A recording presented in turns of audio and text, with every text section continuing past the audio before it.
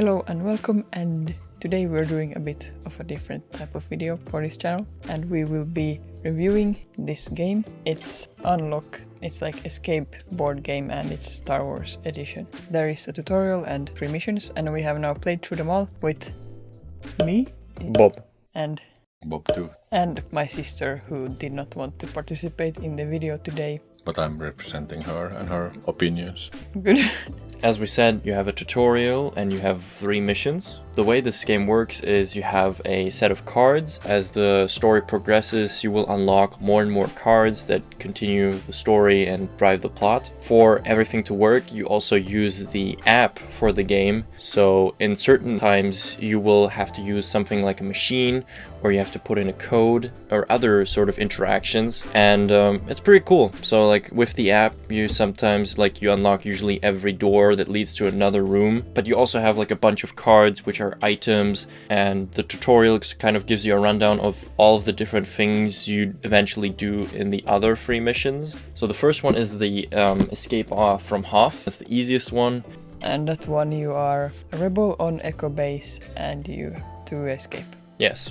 Then we have the Smuggler's Run, where you escape from a Star Destroyer, which is like a bit more difficult. And then at the end we have the mission on Jedha. And there you are an Imperial agent and you have to recover some kyber crystals. Yeah, we're not gonna spoil it for anyone who wants to pick up the game themselves, because I mean it is actually quite an interesting story for all 3 of them. But maybe we can talk about kind of like a emotional review on each of the stories, like how we like the playing experience. I mean, tutorial wise, you should definitely play the tutorial. And I mean, it really doesn't take long. It literally just like shows you all the functions in a nice and sort of interesting way. So it's sort of complex. Still, it's not like you have a really hard learning curve to be able to play the game. It didn't take time to understand the mechanism of the game. No, it's a very much just pick up and start playing kind of game. So you don't need to read like a lot of rules at all, really. Literally no rules, really. There is no there's a rule book, and then there is one like with all the solutions. So if you get stuck somewhere, then you can see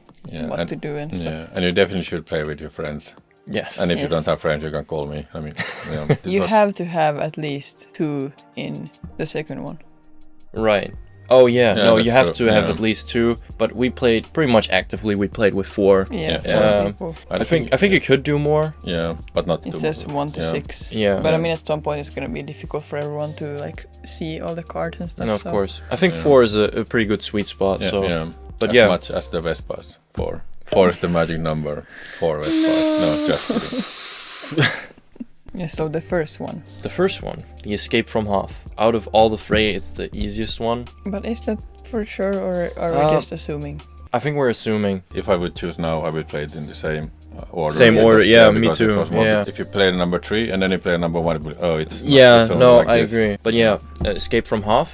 I really enjoyed it. With all of these, you have 60 minutes time, and this one we managed to do in 48 minutes and 17 seconds. Yeah, if you play it, then write in the comments what your time was. Exactly. So. Yes, and we had 1 penalty for 1 minute, and we used 0 hints. Story made a lot of sense, and you definitely moved from one room, and then once you left, you were done with that. Yeah, it was very nice because you're not a main character, and the story also feels like that. It's a very grounded sort of, you have a job and then you move along with your mission sort of. But it really feels grounded, and I think that also adds to the immersion. It really feels like they put a lot of thought into it, so it remains logical to the ongoing events in Star Wars. Yeah, I mean, if you have watched Empire Strikes Back, then you will recognize what is happening. But I'm pretty amazed about the mechanic. I've been doing in real life escape rooms and so on. I was like, can it be that fun? But actually I was amazed how well it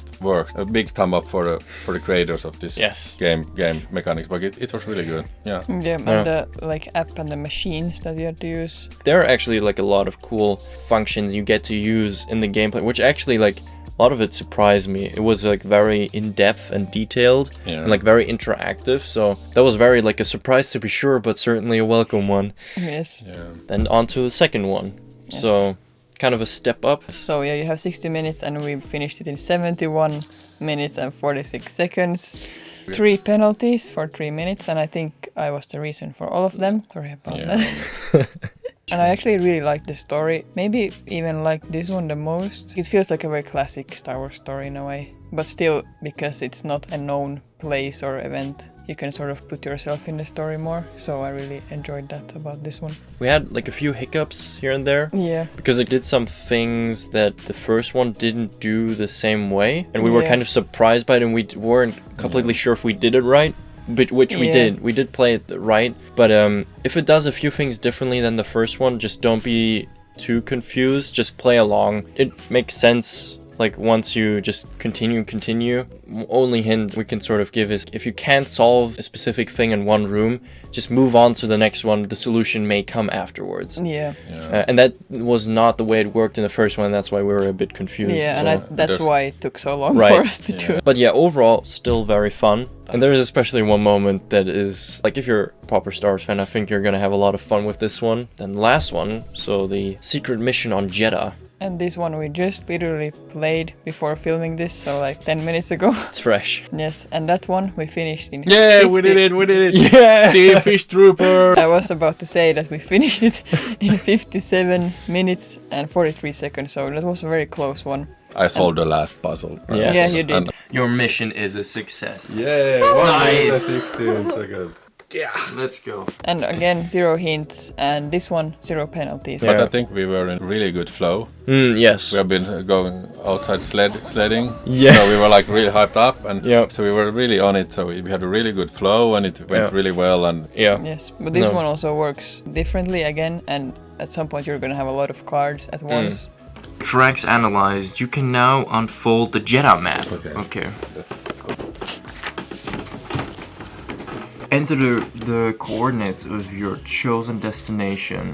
But I feel like this one can actually be pretty tricky, but we are just so smart. Yeah, we're just so smart. yeah, I told you I was going to tell something about her sister, and she was with us, and she's broke a lot of the codes. So. No, Yeah. she's very good at this Yeah. kind of stuff, So so she was a big help. Yes. Yeah. And also she doesn't really know anything about Star Wars. That proves that you don't really need to know anything about Star Wars to be able to do this. It like is in a perfect place where you can enjoy it without knowing anything about Star Wars, but if you are like hardcore fan, then you will find a lot of like stuff for you, sort of. There's an enhanced experience if you're a fan, definitely. No, but I also very much enjoyed this story. So before you're on the side of the rebels, then you're a scoundrel, and then you're an Imperial agent. So you also kind of get all directions of the spectrum. Because of that, they're all different sort of motivation in terms of the story. So yeah, that also keeps it fresh. And I really enjoyed the story of this too. Yeah. Like this one had probably the most like different locations inside the story. And as you said, we had much better flow. It was just a continuous ongoing story. So that was a very nice experience. There's a lot of like practical things. You have to move cards, and we are like everybody's doing stuff. Yeah, we are together fixing. So it was a good team effort. But other than that, I don't know. I mean, I really like board games, and we have some Star Wars ones, but they're usually just normal game, just with the Star Wars skin on it. But this one actually really felt like Star Wars. Yeah, and it has some pretty cool art on the front. And on the cards also, there is very nice art on the back and on the cards themselves. Very, very cool looking stuff. Yeah. But yes, overall, I would say very high quality, very nice art, and very enjoyable experience. Unless you play with a bunch of Ewoks.